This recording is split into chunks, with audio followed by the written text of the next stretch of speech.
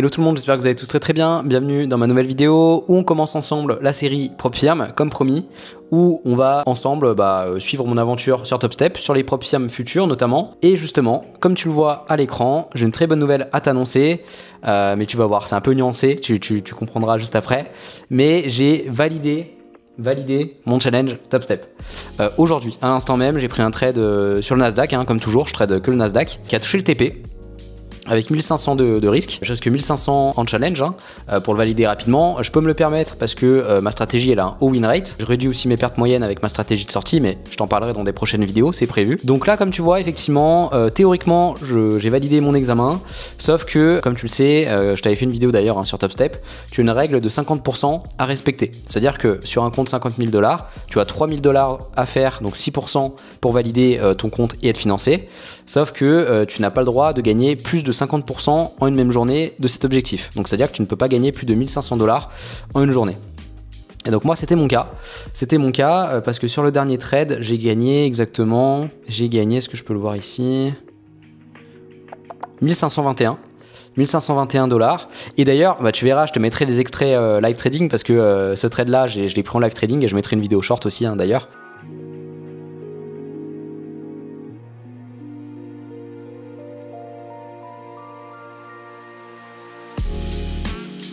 Order filled.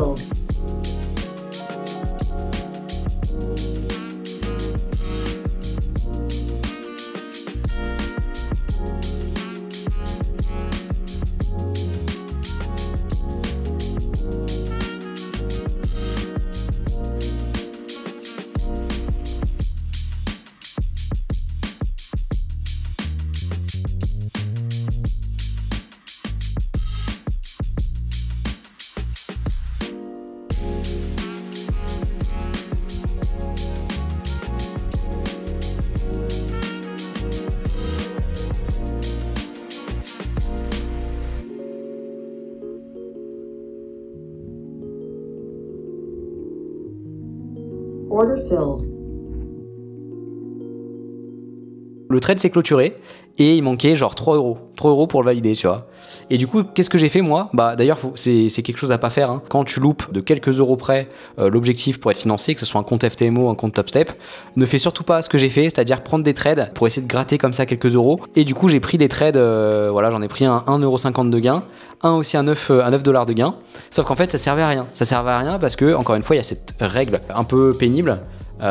Comme quoi je peux pas gagner 50% de plus de l'objectif. Donc quoi qu'il en soit, j'aurais pas pu le valider aujourd'hui parce que j'ai fait plus de 1500 $ de gain et donc pour le valider il faut que je fasse encore 40 $ de gain supplémentaires. C'est pas grave, en tout cas je peux plus prendre de trade aujourd'hui parce que si je prends des trades ça sert à rien parce que ça va s'ajouter ici et du coup j'aurai plus de profit à faire pour le valider. Donc ça c'est des choses à connaître et à savoir quand on passe à un compte PropFirm, notamment chez TopStep ou chez d'autres PropFirm. Donc du coup il me manque 40 $ à faire pour respecter la règle de consistency. Je pense que je vais risquer entre 100 et 150 $ le trade suivant.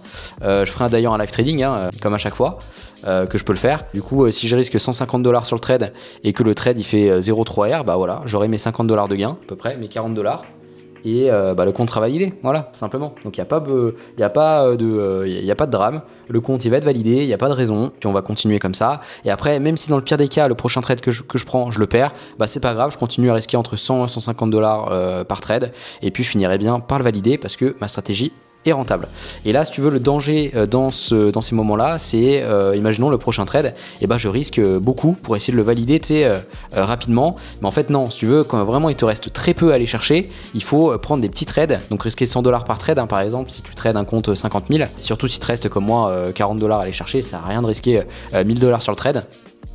Parce que si jamais le trade il est perdant, tu vas vraiment t'en vouloir et ça va être dur de rattraper ensuite, ça va être assez dur psychologiquement parce que tu étais à ça de réussir, mais si tu te mets à risquer 1000 € par trade, ça risque d'être compliqué. Donc voilà, c'était pas prévu que je te dise ça dans cette vidéo parce que le but de cette vidéo c'était de faire un point déjà sur mon compte TopStep, mais je pensais pas le valider, faire un trade gagnant aujourd'hui, donc c'est pour ça que je te dis ça. Donc au total, j'ai pris 3 trades. J'ai pris 2 trades durant le mois d'octobre. Donc 2 trades gagnants. Il y en a un aussi que j'ai loupé malheureusement fin octobre. Je suis vraiment dégoûté. C'était aussi un super trade gagnant. Donc voilà, c'est comme ça, c'est pas grave. Je me suis fait avoir aussi sur les horaires parce qu'on a eu le changement d'heure et du coup la session elle a démarré avant, 1 heure avant. Et donc je savais pas à ce moment-là. Et je me suis aperçu plus tard que le trade j'avais loupé. Donc c'est comme ça. Et puis là, du coup, pour le mois de novembre, c'est le premier trade que je prends. Voilà, donc super cool. On continue comme ça, on continue deck sélectif et on lâche rien pour réussir nos objectifs. Et donc l'objectif de cette série, c'est de te montrer un peu l'avancement de mes réussites propres, mes échecs, etc. Et donc ça commence bien pour ce premier épisode parce que on a fait un très beau trade aujourd'hui. Donc mon objectif, je pense, sur Top Step, en tout cas pour l'instant, ça risque de changer à l'avenir, c'est de valider entre 1 et 3 comptes financés. Et après, du coup, de construire bien évidemment le matelas de sécurité. On le fera ensemble, hein. Je te dirai ce que je compte faire par rapport à ça. Et ensuite, de retirer tous les mois ce qui est au-dessus. Et de garder ce coussin de sécurité comme drawdown du compte parce que après mon drawdown sera bloqué à 0. Et si tu as des questions par rapport à ça, je t'invite encore une fois à aller voir la vidéo que j'ai fait sur TopStep. Tu as un tutoriel complet pour tout comprendre. Je vais aussi profiter de cette vidéo pour vous montrer les stats de la stratégie. Donc j'ai un backtesting de 2023, 2024 et 2025. Je pense que je t'en parlais quand même plus dans d'autres vidéos, mais j'ai quand même envie de te montrer un peu ce que ça donne. Donc là on a le backtesting de l'année 2023. Alors, il faut que je t'explique plusieurs choses avant de commencer. Pour ce backtesting là, en tout cas pour les données que j'ai ici, j'ai un risque de 2%. Pourquoi j'opte pour un risque de 2% en backtesting? Parce que je t'en ai parlé un petit peu avant, dans ma stratégie, je suis ultra sélectif et j'ai à peu près entre 2 à 3 trades par mois. Extrêmement bien choisi, etc. Et donc, sur l'année, j'ai calculé, sur l'année 2023, 2024 et 2025, j'ai un drawdown maximum, parce que je réduis mes pertes moyennes, encore une fois, avec ma stratégie de sortie, de moins 3R, je crois, moins 3R en moyenne. Donc ça veut dire que je peux me permettre d'avoir un effet de levier, c'est-à-dire qu'au lieu de risquer 1%, c'est beaucoup plus intéressant pour moi de risquer 2% par trade, parce que encore une fois, au vu du drawdown maximum que j'ai sur ces plusieurs années, c'est extrêmement intéressant de faire ça, plutôt que de rester à 1% de risque, parce que là tu vois que si j'avais 1% de risque, j'aurais eu 2 fois moins de rendement sur ce backtesting. Donc là tu vois janvier moins 1,3, 0,7 en mai pardon, 1,6, 4%, 0,9, moins 1,5, 4,9, 4,9, etc. Sachant que 2023 c'est loin d'être ma meilleure année. Sachant que sur cette année aussi j'ai commencé le backtesting en avril parce que je pouvais pas revenir en arrière parce que vu que mes trades c'est sur du 5 minutes, je peux pas revenir non plus très longtemps en arrière comme c'est le cas en swing trading parce qu'il n'y a pas assez de données suffisantes. Donc le win rate sur cette année là il est de 51,52%. Je gagne à peu près sur le long terme 1,5, 1,6 fois plus que ce que je perds. C'est-à-dire que mon gain moyen il est de 1R à chaque fois, je risque 1 pour gagner 1, mais j'ai une perte moyenne de moins 0,65. Donc ça veut dire que je gagne à peu près 1,5 fois mon risque sur le long terme, grâce à ma stratégie de sortie, même si j'ai des ratios de 1 dans mon trading au début du trade. Donc ça c'est le backtesting pour l'année 2023. 2024 ça donne ça. 2024 c'était pas la meilleure année honnêtement, donc là c'est de janvier, là c'est toute l'année du coup j'ai eu assez de données pour faire le backtesting sur l'année entière. Donc tu vois les résultats ici, toujours avec un risque de 2%, donc une année à 7,38%, donc vraiment pas la meilleure année. C'était un peu compliqué cette année. Et par contre tu vas voir, alors attends je te montre juste les stats pardon. Donc sur cette année là on a eu un taux de réussite de 45%, donc c'est toujours rentable parce qu'encore une fois j'ai un ratio moyen de 1,6 sur le long terme avec mes pertes moyennes, et donc quand tu as un ratio moyen de 1,6 il faut 45% de win rate à peu près pour être rentable, un peu moins même. Donc c'est pour ça que je finis quand même positif durant cette année, mais ça n'a pas été une année extraordinaire en termes de stats. Et par contre 2025 ça a explosé, d'ailleurs on va le faire tout de suite, mais j'ai eu un trade gagnant pour le mois d'octobre. Donc on va le rajouter ici dans les stats backtesting. On va le copier, hop, comme ça on va mettre ça à jour. On va le copier ici. Voilà, comme ça c'est bien à jour. Là sur le backtesting c'est un compte 50 000 $, mais je considère que je risque 2% par trade, c'est-à-dire 1000 $. Donc là j'ai fait 1R, donc 1000 $ dans le backtesting. Donc là on va mettre du coup 2%. 2% de 50 000.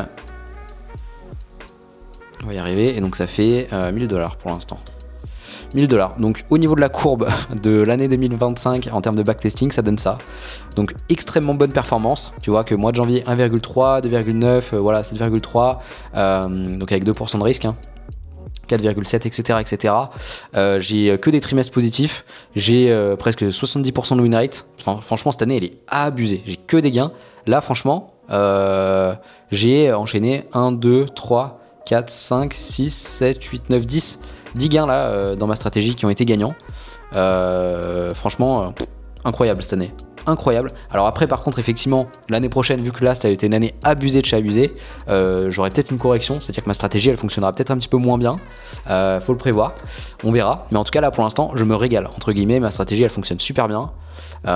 Et donc sur le long terme, donc là tu vois que pour l'instant j'ai un win rate de 70% sur cette année, on a presque fini l'année, avec toujours un ratio gain-perte de 1,6. Sur cette année là on avait un win rate de un peu pourri de 45, et sur l'autre voilà 51 pardon.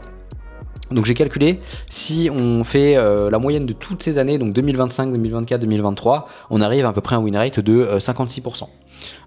Donc je pense que sur le long terme je dois avoir entre 56 et 60% de win rate, c'est extrêmement bien, hein, si, sachant que j'ai des ratios moyens encore une fois de 1,6, c'est extrêmement profitable. Et donc très content de ma stratégie. Je pense que j'en parlerai dans des prochaines vidéos, on verra ça.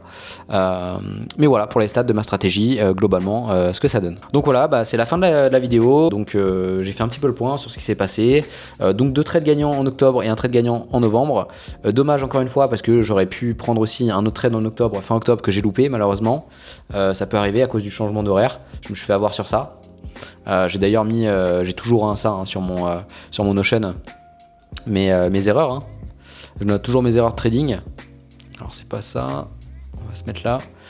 Voilà, ça c'est important d'avoir ça dans son trading parce que du coup on peut revenir sur ses erreurs et puis voilà, apprendre de ça et ne pas les refaire. Surtout c'est des erreurs qui sont compliquées à gérer psychologiquement, parce que vraiment louper un trade dans ta stratégie, sachant que comme moi tu vois, entre 2 et 3 trades par mois en moyenne avec tes données, ça fout vraiment le seum, hein. Donc ça permet d'apprendre de ses erreurs, de se remettre en question et de toujours avancer dans son trading.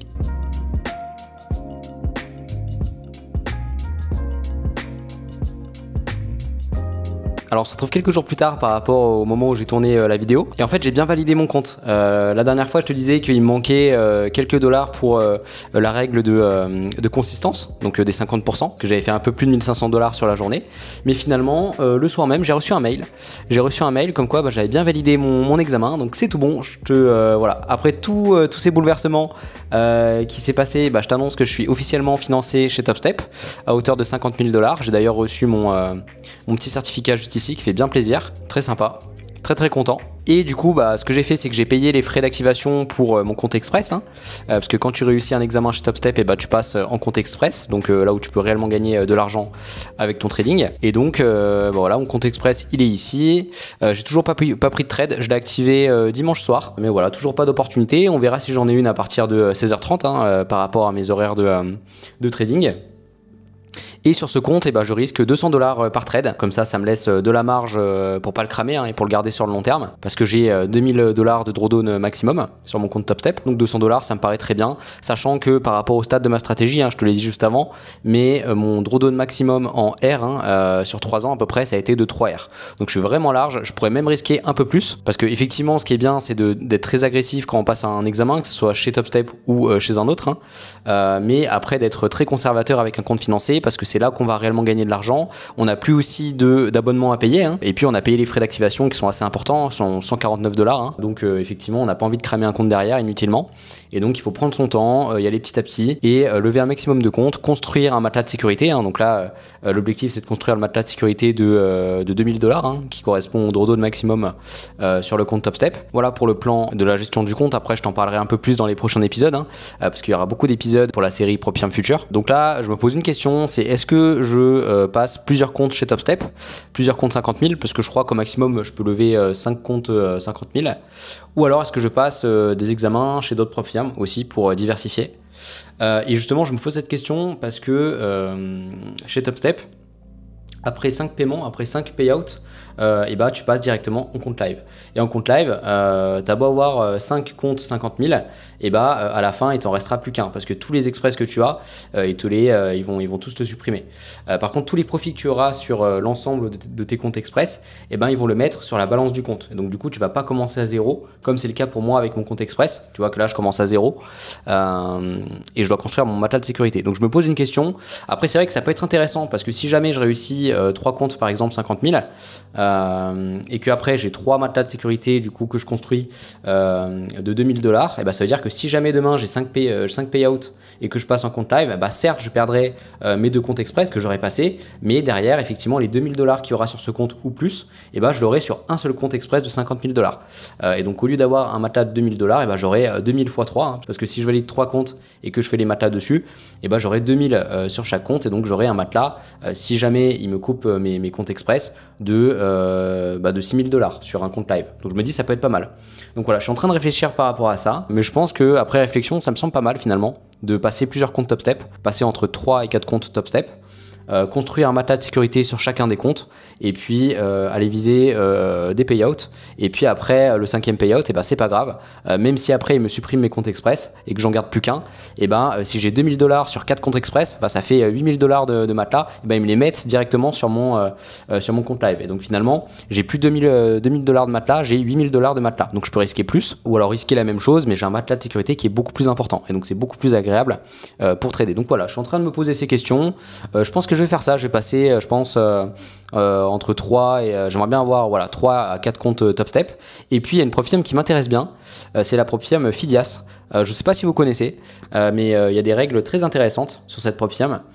Et donc j'aimerais bien aussi avoir un compte chez eux en plus de Top Step, et donc je suis en train de réfléchir, mais je pense que d'abord je vais me focus sur Top Step, à lever plusieurs comptes 50K hein, je pense, et puis voilà, de toute façon je suis en train de réfléchir à ça, je suis en train de réfléchir à tout ça, à la gestion des comptes financés, etc., à la gestion de voilà, est-ce que je vais passer plusieurs Top Step, est-ce que je vais passer des comptes chez d'autres prop firms, c'est un petit peu flou encore dans ma tête, je suis en train d'y réfléchir, mais ça va être sympa parce que dans les prochains épisodes, et ben, tu verras mon avancée, mon aventure et ce que je fais concrètement avec les prop firms futures, mes objectifs. Peut-être que ça va changer au fur et à mesure du temps, hein, du coup, vu que c'est pas encore très clair dans ma tête. Mais voilà, en tout cas, pour l'instant, pour le moment, je pense passer plusieurs comptes top step, 50 000. Toujours le 50 000 parce que sur le compte 50 000, bah, c'est là que le drawdown il est plus intéressant. Et puis pareil, le ratio entre ton drawdown max et le profit que tu dois générer pour devenir financé, bah, c'est plus intéressant par rapport au compte 100 000 ou 150 000. Donc voilà, pourquoi pas valider du coup 3 autres comptes 50 000, ça me ferait 4 comptes 50 000, et puis après construire un matelas sur tous les comptes, hein, je pense en copiant les trades entre eux, ce que je peux faire sur la plateforme de Top Step, hein, donc lier les 4 comptes et prendre un trade sur un compte et se copie sur tous les autres comptes. Et ensuite, j'aimerais bien trader avec Fidias, et pareil, lever entre 2 et 3 comptes, hein, et pareil, copier les trades. Donc ça peut être assez intéressant comme plan, hein, tout simplement, mais on verra ce que ça donne dans les prochains épisodes. En tout cas, j'étais très content de te faire cette vidéo, c'est une vidéo que t'attendais, je suis content de relancer ça un petit peu sur ma chaîne, c'est-à-dire des vidéos un petit peu où je partage mon avancée en trading, et pas juste partager des conseils comme ça sur ma chaîne, mais vraiment te montrer noir sur blanc mon trading. Donc il y aura un épisode par mois, hein, je pense, donc là c'est le mois d'octobre, hein, parce que là on est encore en novembre, j'ai pris un seul trade qui m'a fait valider ce compte-là, mais c'est plus le récap, on va dire, du mois d'octobre, même si je l'ai sorti un petit peu tard, et donc on se retrouve le mois prochain pour le récap de novembre, voir ce que j'ai fait en prop firm, hein, si j'ai passé d'autres comptes top step, etc. Et voilà, hâte de te parler de tout ça dans la prochaine vidéo. Et donc en attendant, prenez soin de vous, je vous souhaite beaucoup de réussite dans votre trading, ne lâchez rien, continuez en direction de vos rêves, continuez de travailler sur votre stratégie, d'essayer de vous améliorer au fur et à mesure, d'avoir un mode de vie sain aussi à côté du trading, ça peut aider, ça aide beaucoup même. Continuez de faire ces efforts là, je crois en vous, vous allez réussir. Et donc on se retrouve très bientôt pour la prochaine vidéo. À très bientôt les amis, prenez bien soin de vous et de vos proches.